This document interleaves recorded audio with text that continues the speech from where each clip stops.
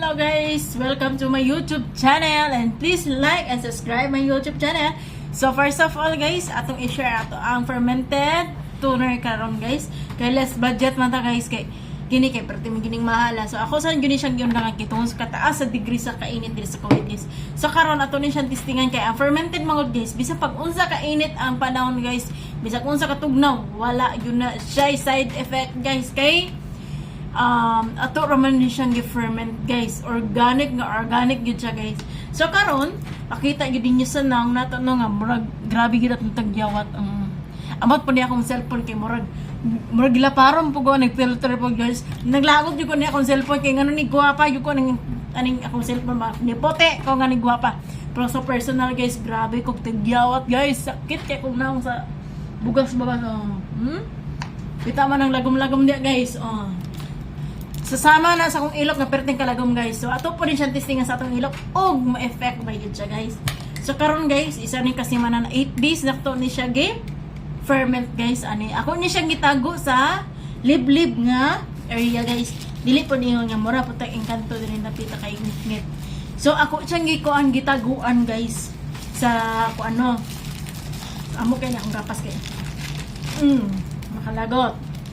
Kawa tayo gunteng. So, karon ato siya testingan guys. May effect ba yun siya sa sulod sa isa kasi mana. Kay kini mangod siya guys. Kini nga ako, yan. 7 days ba niya yung country? 7 days is na nakay effect. Ani. Kini siya guys, pwede siya sa ngabil, pwede siya ilimpi sa imong mata, sa imong no perfume, no chemicals. So, kaya siya guys, no alcohol. So, tsada po din siya ang Garnier. Safety imong mata, dili yun ka. Hindi akong mata nga nadaot guys, tungkol ni sa Clorox ka ni Hogset guys. So, anak na siya guys. Ato na yun humot man siya, oy. Humot siya. Durante. So, kaya akong bugas guys. Tungkol kay gyundahan ako ang Garnier. Namnubog ayo. Pasalamat ko sa among sabon dito sa ubos nga engkanto. Moto nga ni gwapa pug ko gamay, medyo pug ko na himong engkantadya ani. Diba? Ay sipag char-char daw. Mao na itong gamit guys. Humot siya lemon.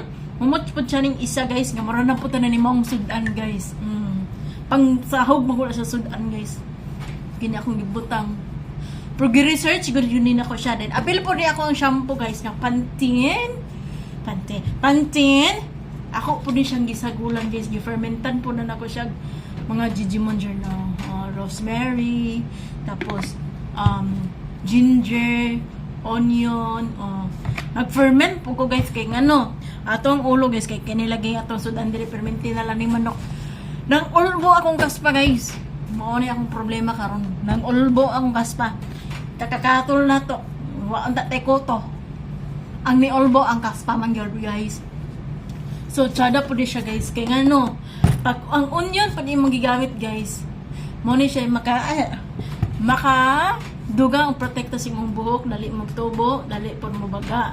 Dayon, ang ginger po garlic, kasi tapos magluto tag sudan. So, ang garlic po guys, mo po na mapaligon sa itong mga roots sa itong buhok. Dan ang rosemary guys, mo na yung nakapakuan sa mga shiny, o samot ng onion. Ayan na napilang garlic, marang nagluto na tag sudan niya guys. So, pantin ra atong giskota na, dili sudan. So, mauro to siya guys. Daily care. Pero akong pinakaganahan yun yung shampoo kay kato yung Dove nga brown kay skuan kay shiny kay mong buhok samot nagdili ka magkuan dili ka magpugong ay bisa pag tibok adlaw ka di magpugong shiny kay mong buhok. Apilon po na to tong liog diba sig atong naon may nipot ni atong liog perting ito manamra yung kita tong nasaag. So ato ni siya apilon. Dili ta ma-wear sa tong silver diya kaya wala man siya kuan. Original man na siya, dili man na siya mataya. So money. May gani guys, kaya pa ko gidalikdik. Wala pa ko gidalikdik. Tapos atong testing atong ilok nga perting puti kita gyud man na nagini filter pero ni lubad gid ang kalagom sa tong ilok no. Diba? Dili ta maula sa tong ilok nga nagam ang importante dili baho. Mao na ang importante karon guys no. Dili na to na ikuan ko na tong hilok niya. Bahala itom na guys. Ang importante dili na baho. Kaya nga no guys, nagpalit man po ko diri tawas guys. Ano may balik diri tawas. Pag abot yun ako diri, ako yung gipangita tawas gyud. Ay lang gani kani hatag po gadiyang isa ka kidi. May palit din kog tawas daw ka buhok ko ay. Matik na ng tawas diya guys. Kaya basig manimaho tang bisitag ka manok pa ko niya atong ilok na nimaho po. Ang lupad po datong kabaho sa tong ilok. So maot pa datong buhaton guys.